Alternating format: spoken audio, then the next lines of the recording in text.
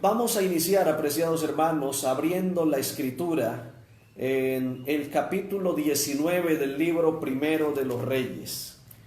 Primero de los Reyes, capítulo 19. Y vamos a repasar en esta mañana la historia de un hombre que es de los hombres más espirituales que la Biblia tiene. Sin embargo, es uno de esos hombres que cayó en una depresión terrible al punto de desear la muerte. Vamos a Primera de Reyes, capítulo 19. Los hechos que rodean el capítulo 19 del libro de Reyes son eventos de muchísimo, digámoslo así, éxtasis espiritual. Lo que ha sucedido es una gran fiesta espiritual, es una manifestación portentosa de la mano del Señor. Ha estado allí la reunión del Monte Carmelo, donde Dios se ha manifestado ante el pueblo de Israel y le ha dicho al pueblo de Israel quién es el Dios. Así que el texto bíblico menciona los momentos posteriores a eso. Los momentos posteriores a que cayera fuego del cielo, momentos posteriores a que entonces el Señor manifestara su gloria, consumiendo las piedras, consumiendo el holocausto, momentos posteriores también a que Elías eliminara a los casi 900 profetas de los dioses falsos que había en Israel. Así que, apreciados hermanos, el texto que vamos a leer es después de esa manifestación grande del favor divino. Y dice: Acab dio a Jezabel la noticia de todo lo que Elías había hecho y de cómo había matado a espada a los profetas. Y entonces envió Jezabel a Elías un mensajero para decirle: que así me hagan los dioses y aún me añadan, si mañana a estas horas no he puesto tu persona como la de uno de ellos. Y viendo Elías el peligro, se levantó y se fue para salvar su vida. Y al llegar a Beerseba, que está en Judá, dejó allí a su criado. Y luego de caminar todo un día por el desierto, fue a sentarse debajo de un enebro. Y entonces deseó la muerte y dijo: basta ya, Jehová, quítame la vida, pues no soy yo mejor que mis padres. Y yo quiero hacer un énfasis en este versículo, porque cómo es que un hombre que ha sido guerrero, que ha sido valiente, que ha sido capaz de enfrentar a casi 900 profetas, de 450 de Baal y 400 de otros dioses, que ha mostrado la gloria del Señor delante del pueblo de Israel, y ahora está diciéndole al Señor: basta ya, Señor, me quiero morir, quítame la vida, es decir, máteme, Señor. Está aburrido de la vida. Un hombre como Elías, uno de los profetas grandes que tiene la Biblia, pero está aburrido. Ese versículo 4 encierra muchísimo, apreciados hermanos. Por eso yo puse allí un título, puse esta mañana: depresión espiritual. ¿Por qué? ¿Y cuál es el remedio para eso? Muchas veces nosotros probablemente nos hemos sentido también en depresión espiritual. La carga de la espiritualidad, la carga de la responsabilidad, la carga de los compromisos espirituales puede a nosotros generarnos un estado de shock, un estado de depresión, como le pasó a Elías. Basta ya de la vida, le dice Elías al Señor, deseando morirse, y le dice al Señor: Señor, quítame la vida. Y yo no sé si yo estoy hablando esta mañana para alguna persona que también le ha dicho al Señor: quítame la vida. Es más, por el conocimiento que tenía Elías, el conocimiento de parte del Señor, pues él no se quitó la vida por sí mismo. Y parece paradójico, ¿no? Es bastante interesante el relato porque está huyendo para que Jezabel no le quite la vida. Pero ahora le está diciendo al Señor: máteme. Bueno, si era que quería morirse, ¿por qué no se quedó para que Jezabel lo matara? El asunto es que no es tanto el anhelo de morirse, sino es el anhelo de salir de una carga, de una opresión espiritual que él tiene. No es tanto el anhelo que tenga Elías de morirse, sino más bien es la carga, la depresión espiritual que está sintiendo en ese momento y que está diciéndole al Señor: Señor, ya basta. Es una manera de decirle al Señor: si voy a tener que enfrentar esto, si esta situación no va a pasar, Señor, quíteme la vida. Y yo no sé si usted se haya sentido en algún momento en una situación como tal, pero le dice también: Señor, quítame la vida porque yo no soy mejor que mis padres. Entonces este versículo 4 del capítulo 19 es bastante revelador, porque allí la angustia de Elías no es tanto porque lo anden persiguiendo para matarlo, es una angustia espiritual. Elías no se siente mejor que sus padres. Los padres se está refiriendo a esos antecesores de él, a esas personas antiguas que le precedieron, gente que fue rebelde para con el Señor, gente que trajo la idolatría al pueblo, gente que permitió que los reyes y los dirigentes religiosos se pervirtieran. Y él dice: Señor, yo no soy mejor. El problema de Elías allí no es un problema de sed, de hambre, de cansancio, es un problema espiritual. Es la carga espiritual la que agobia, es el no sentirse bien, es el sentirse un hombre que no alcanza a llenar las expectativas divinas. Y yo no sé si en algún momento usted se ha sentido que no alcanza a llenar las expectativas. Y yo quiero que analicemos por un momento la agonía mental de Elías, que lo lleva a decirle al Señor: quítame la vida. Apreciados hermanos, como primera instancia es el dolor de una batalla que parece perdida. Pareciera que la hubiese ganado. Ha eliminado los profetas de Baal, pero el pueblo se ha ido a su casa y como que ese reavivamiento no se nota por ningún lado. Jezabel sigue mandando en Israel y ha jurado matar a Elías. Así que Elías comienza a ver: bueno, pasó el día de hoy, la gente reconoció que Jehová es Dios, pero las cosas siguen normales. Jezabel sigue dominando. ¿Dónde está ese pueblo que reconoció que Jehová es Dios para hacerle frente a Jezabel? ¿Dónde está ese pueblo que reconoció el favor de Dios para defender a su profeta? No, al contrario, quizá muchas voces del pueblo le están diciendo: Elías, váyase, te van a matar, no podemos defenderte. Y él tiene que salir corriendo, camino de un día, corriendo todo un día por el desierto. Ustedes imagínense el calor del sol, un sol que quema. Ese cansancio que ahora llega y todo ese día, la angustia mental de Elías diciendo: estamos perdiendo la batalla frente a la idolatría. Yo no sé, apreciado hermano, si usted en algún momento sienta que está perdiendo la batalla espiritual en su hogar.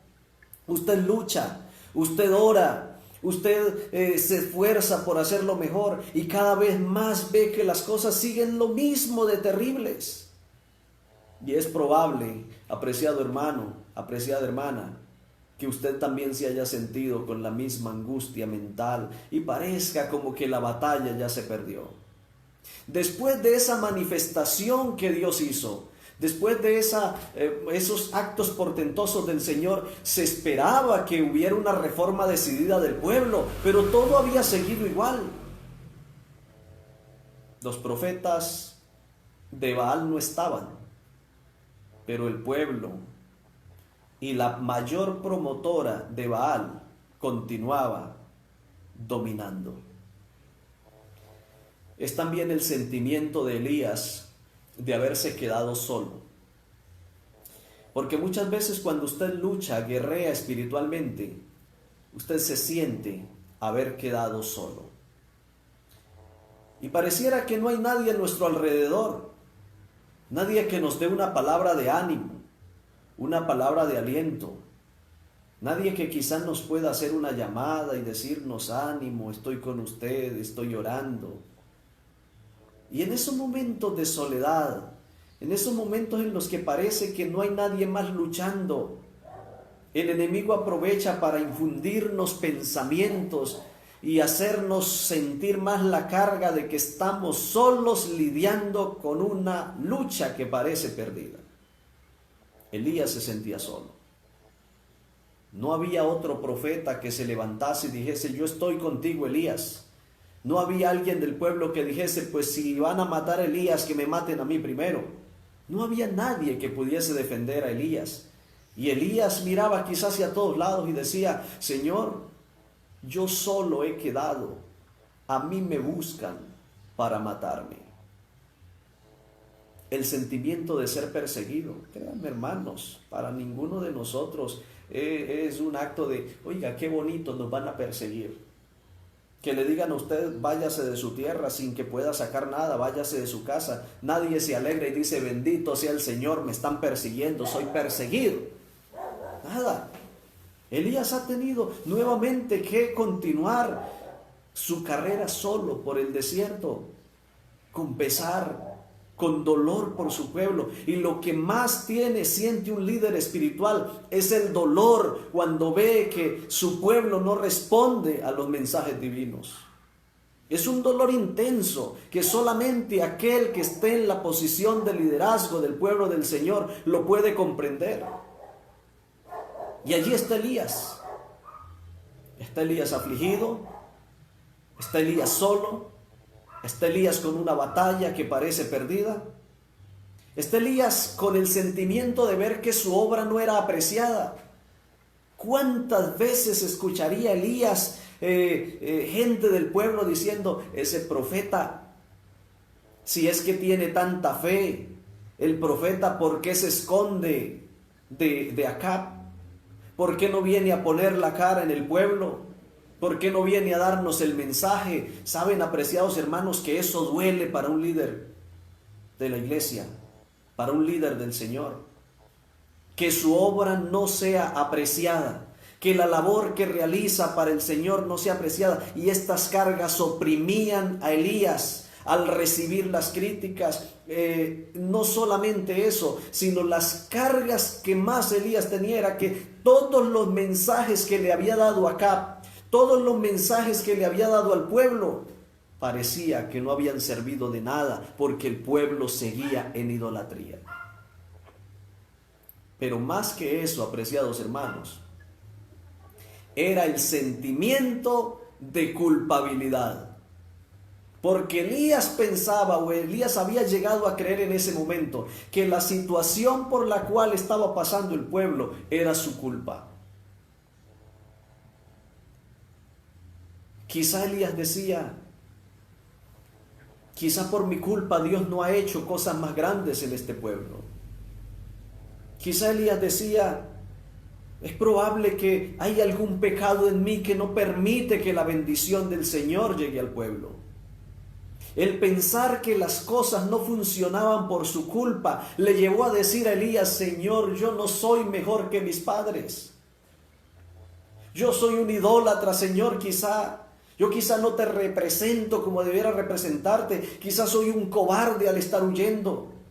Señor, si las cosas son así, quítame la vida.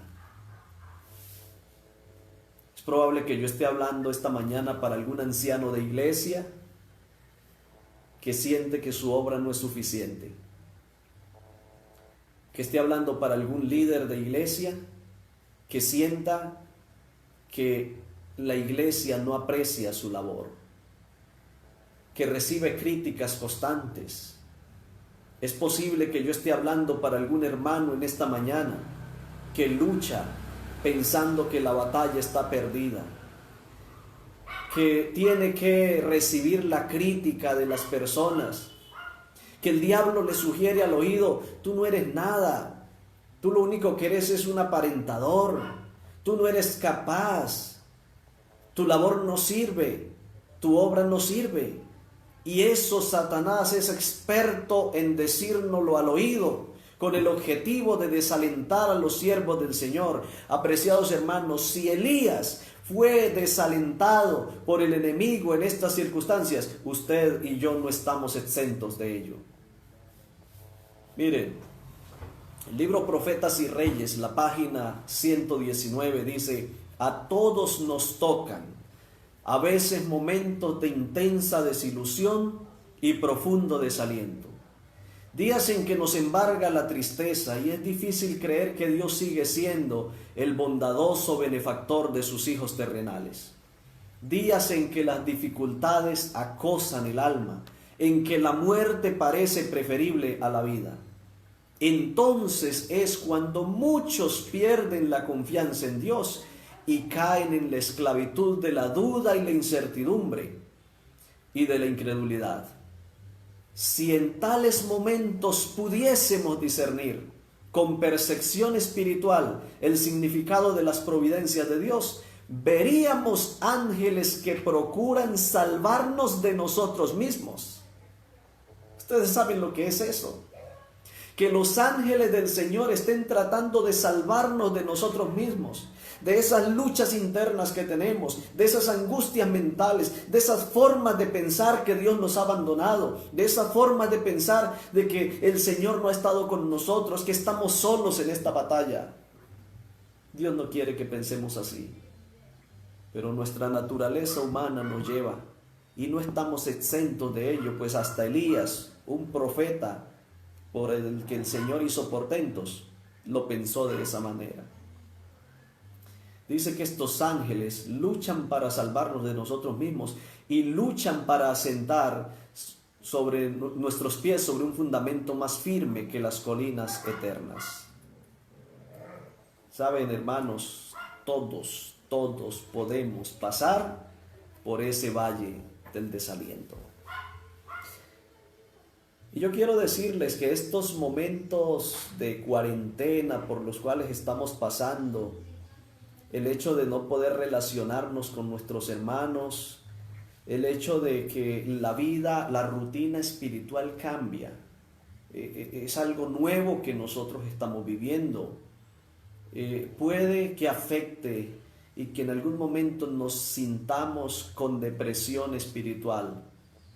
Y son momentos que el enemigo utiliza para probarnos. Recordemos que él a Pedro le dijo, Jesús le dice a Pedro que el diablo los había pedido para zarandearlos como a trigo. Dice, pero yo he rogado por ti para que tu fe no falte. Y yo no sé si es que el diablo nos ha pedido a nosotros también durante estos días para zarandearnos como a trigo. Pero si así es, apreciado hermano, Jesús está rogando por nosotros para que nuestra fe no vaya a faltar. Tenemos algunas lecciones de Elías que aprender en esta mañana. Y antes voy a seguir leyendo el texto bíblico que dice, echándose debajo del enebro se quedó dormido. Yo me imagino que él dijo, Señor, quíteme la vida, y se acostó a dormir. Dijo, pues si me muero aquí dormidito. Pero un ángel lo tocó y le dijo, levántate y come. Miró a su cabecera una torta cocida sobre las ascuas y una vasija de agua, y comió y bebió y volvió a dormirse. Miren, era tanta la desilusión, la angustia, era tanto su depresión, que ni siquiera se puso a pensar de dónde salió esta torta, de dónde salió esta agua. Comió y se acostó otra vez a dormir. Es probable que en los momentos de angustia usted ya ni quiere orar, ni quiere estudiar la Biblia. Lo único que usted quiere es acostarse a dormir, para enajenarse de los problemas, para huir de las dificultades. Quisiéramos salir corriendo o dormirnos eternamente, que no volver a saber de dificultades, de problemas, de las cuales está pasando. Y allí Elías se quedó dormido una vez más. Así que el versículo 7 dice, y regresó el ángel de Jehová por segunda vez, y le tocó y le dijo: levántate y come, porque largo camino te resta. Largo camino te resta, levántate y come. Y bueno, después de eso, dice que el versículo 9, que entonces fortalecido, el 8, fortalecido por aquella comida, anduvo 40 días y 40 noches hasta Horeb, y se metió en una cueva donde pasó la noche, y allá le llegó la palabra del Señor, que le dijo: ¿qué haces aquí, Elías? Y Elías dice: Señor, mire, he sentido un vivo celo por Jehová, Dios de los ejércitos. Aquí está el problema, porque los hijos de Israel han dejado tu pacto, han derribado tus altares, han matado a espada a tus profetas. Solo yo he quedado y me buscan para quitarte la vida. Y el Señor le dice: salga afuera, póngase en el monte delante de Jehová. Y en ese momento dice que pasaba un viento grande, poderoso, que rompía los montes, quebraba las peñas delante de Jehová, pero Jehová no estaba allí. Tras el fuego, luego vino un terremoto, luego vino un fuego. Después del fuego se escuchó un silbo apacible y delicado. Y cuando Elías escuchó este silbo, entonces identificó que allí estaba la presencia del Señor, se cubrió el rostro con el manto, salió y se puso a la puerta de la cueva, y escuchó una voz que le decía nuevamente: ¿qué haces aquí, Elías?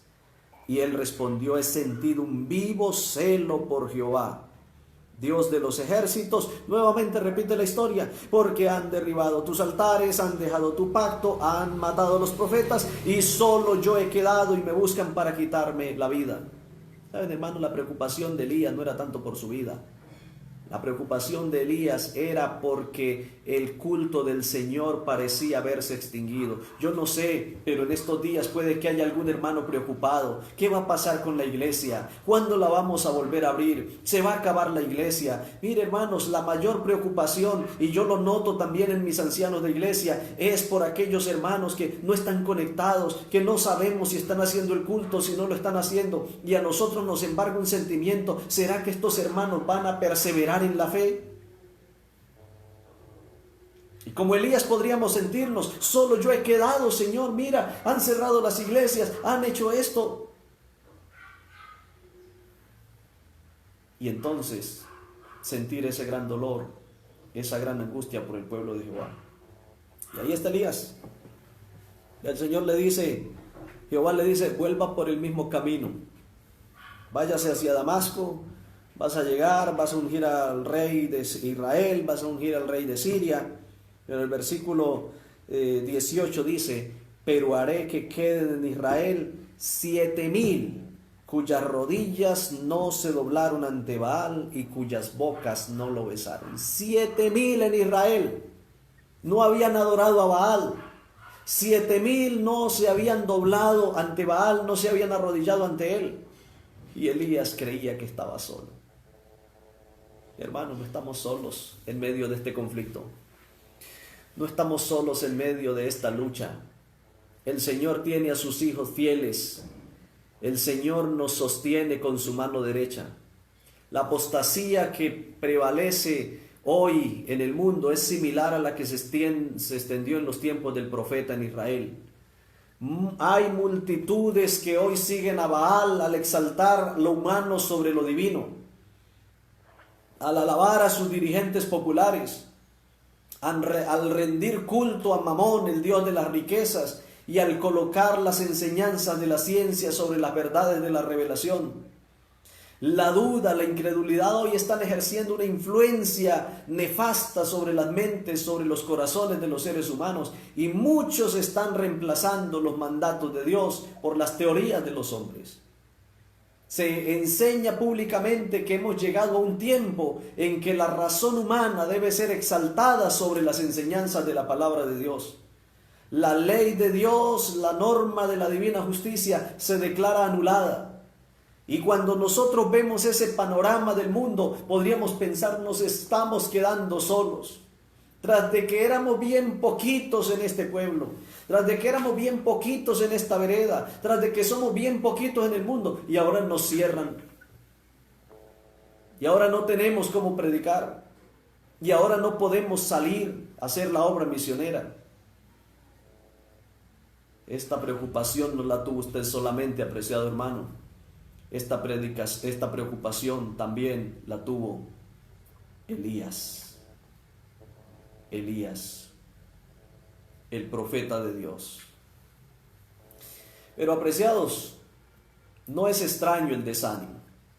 Usted no se sienta el mayor pecador porque se desanima espiritualmente.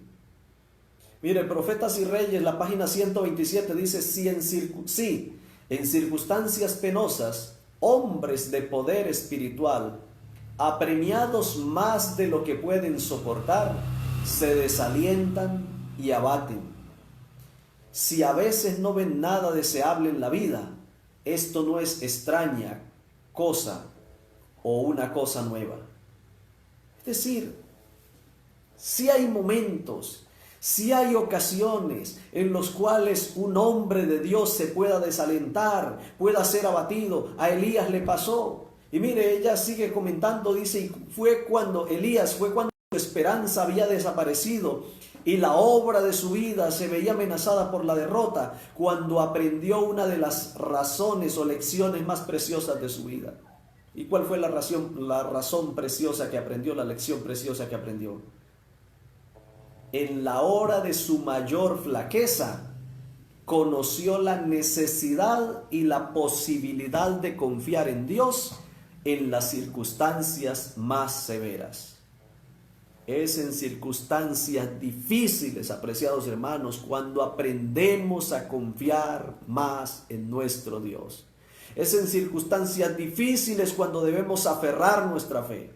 Es cuando no tenemos una iglesia donde reunirnos. Es cuando no tenemos hermanos que canten al lado de nosotros. Es cuando no tenemos alguien que nos explique la lección, alguien que nos dé el culto divino. Es cuando no tenemos alguien que nos visite, no tenemos un pastor que nos aliente, no tenemos un anciano de iglesia que nos dé la mano. Es allí cuando necesitamos aprender nosotros a confiar del Señor. Y podemos hacerlo porque Elías nos enseñó que en esos momentos la mano del Señor sostiene a sus hijos. Alabado sea el nombre del Señor, porque no nos deja solos en esta lucha y no nos deja ser probados más de lo que podemos nosotros resistir. Miren, los que servimos al Señor tenemos una gran tentación latente siempre. Dice, los que mientras dedican las energías de su vida a una labor abnegada, se sienten tentados a ceder al abatimiento y la desconfianza, pueden cobrar valor de lo que experimentó Elías. El cuidado vigilante de Dios, su amor y su poder se manifiestan en forma especial para favorecer a sus siervos cuyo celo no es comprendido ni apreciado, cuyos consejos y reprensiones se desprecian y cuyos esfuerzos por las reformas se retribuyen con odio y oposición. Dios está al tanto, apreciados hermanos, de aquellos que queremos servirle, de aquellos que queremos dar un mensaje al pueblo, un mensaje al mundo, y que a veces el mensaje pareciera no ser apreciado. ¿Cuántos hermanos ustedes, cuántos de ustedes se desalientan a veces porque quieren salvar a la gente, porque quieren darle un mensaje a esa persona, y esa persona dice, no, a mí no me hable, por favor? En estos días pasados veía con tristeza a un hermano que me decía, pastor, yo le estaba enviando a un familiar mensajes espirituales en medio de esta crisis. Un día de estos me dice ese familiar, ¿sabe qué? Yo no quiero que usted me envíe más de ese tipo de mensajes religiosos. Y yo le veía el dolor al hermano, porque nos duele que demos nosotros mensajes, consejos, reprensiones, amonestaciones, y esto se retribuya más bien con odio, con oposición. Pero dice la sierva del Señor que en esa experiencia de Elías nosotros podemos cobrar valor, y que ese cuidado vigilante de Dios, su amor y su poder se manifiestan de forma especial para favorecer a aquellos siervos suyos cuyo celo no es comprendido, cuyo celo no es apreciado. Miren, hermanos, pero hay un elemento más que juega allí. Se encuentra en Profetas y Reyes, la página 128, Y dice, es en el momento de mayor debilidad cuando Satanás asalta al alma con sus más fieras tentaciones. Y entonces toma dos personajes grandes de la fe, a los cuales el enemigo pudo abatir con ese sentimiento de impotencia que a veces sentimos. Moisés dice, cansado por 40 años de peregrinación e incredulidad, perdió por un momento su confianza en el poder infinito. Fracasó precisamente en los lindes de la tierra prometida. Y así fue también con Elías. En un momento de cansancio, permitió que el temor de la muerte venciese su fe en Dios. Y así sucede hoy, dice ella, cuando estamos rodeados de dudas y las circunstancias nos dejan perplejos o nos afligen la pobreza y la angustia, Satanás procura hacer vacilar nuestra confianza en Jehová. Entonces es cuando despliega delante de nosotros nuestros errores y nos tienta a desconfiar de Dios, a poner en duda de su amor. Así espera desalentar al alma y separarnos de Dios. Si hay algo que quiere Satanás hacer con nosotros, apreciados hermanos, es separarnos de Dios. Y cuando el diablo ve que no puede separarnos a través de falsas teorías doctrinales, entonces nos intenta separar con la carga de nuestro pecado. Y cuando ve que no puede separarnos con la carga de nuestro pecado, entonces nos intenta separar con la carga espiritual, con la responsabilidad que tenemos, con hacernos parecer que las cosas puede que no están funcionando bien, con las críticas que a veces recibimos, con los consejos que no se nos escuchan. Satanás por todos los medios quiere desalentar el alma y separarnos de Dios. Si hay un consejo que pueda darles esta mañana, apreciados hermanos, es no se dejen separar de Dios. Que si a usted y a mí nos tocara morirnos, pero nos morimos unidos al Señor, el morir será ganancia. Pero si nosotros vivimos por mucho tiempo, pero vivimos separados del Señor, nuestra vida será como una muerte, estaremos muertos en vida. Me llama la atención y quiero ir ya culminando con este texto de Primera de Reyes 19:7. Y con esto doy respuesta a la pregunta, ¿y cómo enfrentar entonces la depresión espiritual? Aquí está la respuesta en el versículo 7. Y el ángel lo tocó por segunda vez y le dijo, levántate y come, porque largo camino te resta. Necesitamos, apreciados hermanos, levantarnos y comer. Levantarnos y alimentarnos de la palabra de nuestro Dios.